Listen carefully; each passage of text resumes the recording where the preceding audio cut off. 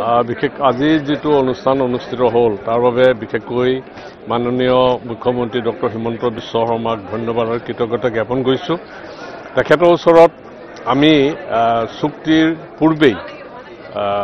তেখেতক যেতিয়া দিল্লীত পাইছিলো তেখেতক আলোচনা কৰিছিলো, বিশেষকৈ আমাৰ শহীদ পৰিয়াল আমাৰ সদস্যসকলৰ পুনঃসংস্থাপনৰ কাৰণে আৰু নিৰ্যাতিত কেইগৰাকীমান মহিলা যিগৰাকী মহিলাক তেওঁলোকৰ মানে সৰ্বস্ব হেৰুৱাবলগীয়া হৈছিল নিৰাপত্তা বাহিনীৰ ওচৰত আৰু বিশেষকৈ যিসকল পংগু হৈ আছে আৰু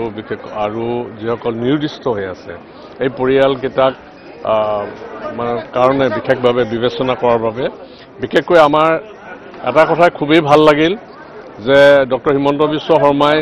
মানে নিৰুদ্দিষ্টসকলৰ কথা ওলোৱাৰ লগে লগে তেখেতে একমুখে ঘোষণা কৰিছিল তাতেই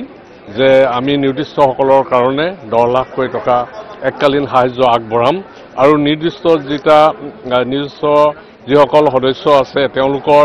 পৰিয়ালৰ এজনক মানে সন্তান এজনক চাকৰি দিম বুলি তেখেতে সেইদিনাই প্ৰতিশ্ৰুতি দিছে আৰু তেখেতে আমাক পৰৱৰ্তীটো তেখেতে প্ৰতিশ্ৰুতি দিছে যে নিৰ্দিষ্টসকলৰ যি সন্তান আছে তেওঁলোকক মানে সংস্থাপনৰ ব্যৱস্থা কৰি দিব। গতিকে এই ব্যৱস্থাখিনি কৰি দিয়াৰ কাৰণে আৰু যিসকল পংগু হৈ আছে আমাৰ সদস্য যিসকল পংগুসকলকো এককালীন সাহায্য দিয়াৰ কাৰণে যিটো উদ্যোগ গ্ৰহণ কৰিলে,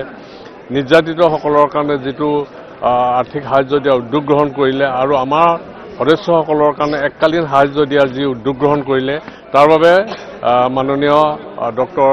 মুখ্যমন্ত্ৰী ডক্টৰ হিমন্ত বিশ্ব শৰ্মাক আমাৰ সংগঠনৰ তৰফৰ পৰা ধন্যবাদ আৰু কৃতজ্ঞতা জ্ঞাপন কৰিছো।